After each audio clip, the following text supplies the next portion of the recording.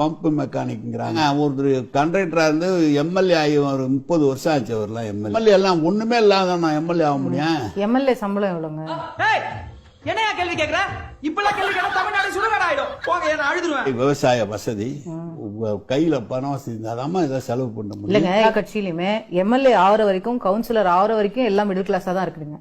அப்புறம் திடீர்னு பார்த்தா எம்எல்ஏ மந்திரி ஆனோடனே எல்லாம் பெரிய ஆளு. எப்படி அது? தொழில் ரகசியத்தெல்லாம் கேட்காதப்பா. தொழில் ரகசியம் சட்டை தான் வெள்ளையா இருக்கும். அப்புறம் பதவி போன ஒரு பாடு பாருங்க அவங்க கணக்கு. நான் அப்புறம் தான் பாக்கல. ஜோக் ஜோக் இல்ல இல்லையா? அண்ணாமலை சொல்றாருங்க, பில்கேட்ஸோட கூட சுத்த வச்சிருக்கீங்க. சொல்ற 2500 கோடி எனக்கு போட்டுக்காருமா. ஒண்ணும் வேணாம், அந்த 500 கோடியில வேணாம், ஒரு 100 கோடி நம்மளுக்கு கழட்டி விட சொல்லுங்க, நான் பாத்துக்கிறேன். இல்லன்னா விட்டுருவோமா? என்ன பண்ண போற? இனிமே தானே எக்ஸ்ரே ஸ்கேன் ஆபரேஷன்லாம் இருக்கு. எங்க ஐயா என்ன திருச்சியே உங்களுதுன்றாரு. திருச்சியா? அம்மா திருச்சி உங்களுக்கு 30 வருஷம் 40 வருஷம் கலைஞரோட நாங்க வேலை பார்த்திருக்கோம். அவர் தானங்க எனக்கு தொழில் சொல்லி கொடுத்த குரு. நானும் அவர் ஒன்னா சேர்ந்தானங்க திருட வந்தா. சொல்லுங்க சார், ஒரு எம்எல்ஏவா உங்க சேலரி எவ்வளவு, ஒரு மினிஸ்டரா உங்க சேலரி எவ்வளவு, அந்த சேலரிக்கும் உங்க சொத்துக்கும் சம்பந்தம் இருக்கா? இவ்வளவுதான் ரொம்ப சிம்பிளா. அதை முடிவு பண்ண வேண்டியது இன்கம் டாக்ஸ் அந்த பார்ட்டி. கரெக்ட். திருட்டை செஞ்சு போட்டு ஸ்ட்ரைக் வேற பண்றேங்கிறான். சார், உங்க யாரையுமே நான் செக் பண்ண மாட்டேன் சார். எல்லாம் லைனா போங்க. தப்பு இருந்தா நீங்க நடவடிக்கை எடுத்துருங்க. விடுவாங்களா? நம்ம வேணாம்னாலும் விடுவாங்களாமா? இப்போ அழகா சொல்றீங்க, தவறு இருந்தா நடவடிக்கை எடுக்கட்டும், முடிஞ்சு போகுதுன்னு. அப்புறம் ஏன் இது பழிவாங்கல் அரசியல் அப்படின்னா? அப்புறம் ஏன் பாஸ் அழுகுறீங்க? அது பலி வேற டிபார்ட்மெண்ட். இருக்குமா?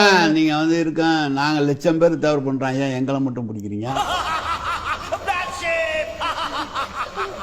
பண்றேன்னு நினைக்கிறவங்க அப்ப நீங்களும் அந்த லிஸ்ட்ல இருக்கிறீங்கல்ல? இல்லங்க, அவங்க சார் நான் சொல்றேன் கேளுங்க. நீங்க இப்படி குறுக்க பேசுனால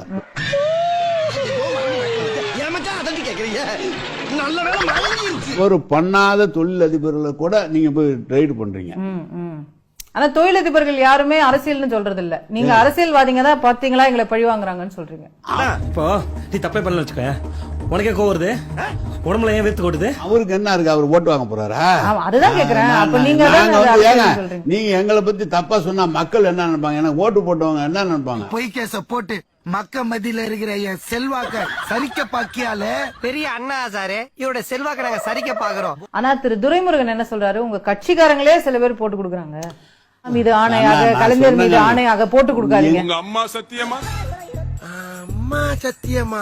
என்ன டைப்பா கேக்குறாங்க? அவர் அப்படி வருத்தப்படுறாருல. ஆனா வருத்தப்படுவாரு, என்ன பண்றது? நம்ம கட்சிக்காரங்களே பண்றாங்களா? அப்போ இருக்கலாம், இல்லாம இருக்கலாம். டிவில போய் கேக்குறீங்க, நியாயமா? எனக்கு தெரியாது. காலம் வராதப்பா. சரி சரி, இருக்கட்டும். இப்ப கூட குடியாத்தம் குமரன் ஒருத்தர் அவரை எதிர்த்து ரொம்ப கடுமையா சொல்லுவாரு. அவர் என்ன செய்வாரு? தண்ணி போட்டா அப்படி பேசுறாரு, தண்ணி போடலன்னா நல்லா இருப்பாரு. அவருக்கு என்ன இருக்கு? பாவி பயலே, மேட்ர மட்டும் எழுதுனா போட்ட பிளான் எல்லாம் சேர்த்து தள்ளிட்டானே, நான் என்ன பண்ணுவேன்? துணை செயலாளருங்க, போஸ்டிங் எல்லாம் கொடுத்துருக்கீங்க. நல்லா இருப்பான்னு தான் கொடுத்தது. அவன் இந்த மாதிரி போவான்னு யாரு கண்டா? அவர் சொல்றாரு 60,000 கோடி 70,000 கோடிங்கிறாரு. அரசாங்கத்துக்கு 60,000 கோடி வருவாய் வரல. அவன் பாருங்க 60,000 கோடி. நான் என்ன சொல்றதுங்க? சொல்லும் போது கூட எனக்கு டவுட்டே வரல. ஆனா சமாளிக்கிற நீ ஒண்ணு கேவலமா பண்ண பத்தியா?